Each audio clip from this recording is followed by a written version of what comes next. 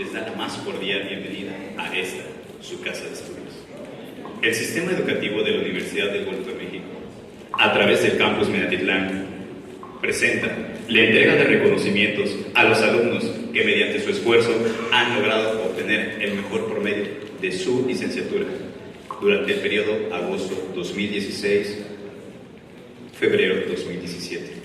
Para dar comienzo a este evento, presentaremos a las autoridades que nos acompañan esta mañana. Contamos con la grata compañía en este evento de la licenciada Blanca Estela Sánchez Vázquez, coordinadora de posgrado.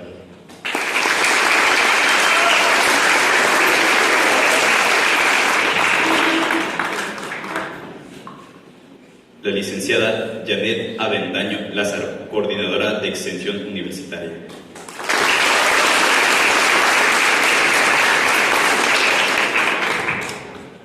A la licenciada Claudia del Carmen Torres Damián, jefa del Departamento de Titulación.